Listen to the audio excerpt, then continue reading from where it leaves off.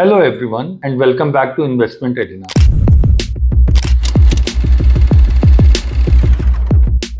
आज हम एक ऐसे टॉपिक पर बात करने वाले हैं जो कि डायरेक्टली या इनडायरेक्टली हम सबकी लाइफ को अफेक्ट करता है और इम्पैक्ट करता है। उसके ऊपर कई मूवीज भी बनी है। वो टॉपिक है महंगाई। महंगाई डायन खाई जात है। सरल शब्दों में या अपने कॉमन लैंग्वेज में समझे तो इन्फ्लेशन। आपने जरूर देखा होगा, फील किया होगा कि जो चीजें आप पहले 100 रुपये में लाते थे वो ग्रेजुअली उनका प्राइस बढ़ के 120, 150 हो।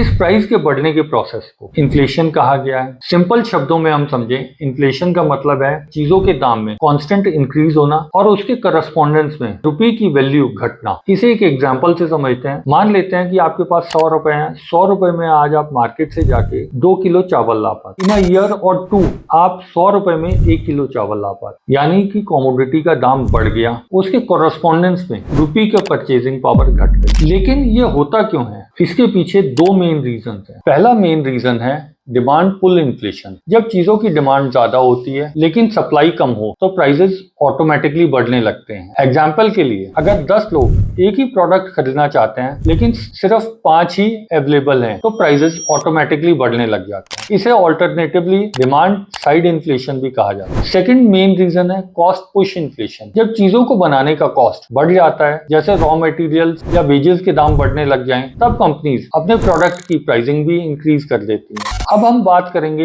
एक ऐसी बड़ी गलती की जो लोग अक्सर अपनी इनोसेंस में करते हैं, एफडीज और इंश्योरेंस प्लान को अपने सेविंग्स के लिए चूज करना। लोग सोचते हैं कि एफडी या इंश्योरेंस प्लान एक सेफ ऑप्शन है, लेकिन इन दोनों का रिटर्न इन्फ्लेशन के आसपास भी नहीं होता। पोस्ट टैक्स अगर हम देखें तो उससे काफी कम रहता है। एग्जाम्पल के लिए, अगर आप एफडी में इन्वेस्ट करते हैं और वहां पे 6 to 7% का रिटर्न कमाते हैं, पोस्ट टैक्स यानी कि टैक्स लगने के बाद वो रिटर्न 4 to 5% का ही रह जाता है। इन्फ्लेशन करस्पॉन्डेंस में 6 to 7% से ही बढ़ रही है, तो आपको लगता है कि आपका पैसा बढ़ रहा है, लेकिन असल में आपकी परचेजिंग पावर कम हो रही है। ट्रेडिशनल इंश्योरेंस प्लान्स ये भी आपको एक फिक्स रिटर्न देते हैं जो इन्फ्लेशन को भी बीट नहीं कर पाती, जो कि वो कभी रियलाइज नहीं करते। इसका सॉल्यूशन क्या है? इसका सॉल्यूशन है आपको अपना पैसा ऐसे इन्वेस्टमेंट प्रोडक्ट्स में डालना चाहिए जो लॉन्ग टर्म में इन्फ्लेशन से ज्यादा रिटर्न दे, जैसे कि mutual fund, stocks, index fund या रियल एस्टेट। ये लॉन्ग टर्म में आपको इन्फ्लेशन को बीट करने का मौका देते हैं और आपका पैसा ग्रो कराने में हेल्प करते हैं। गारंटी नहीं होती,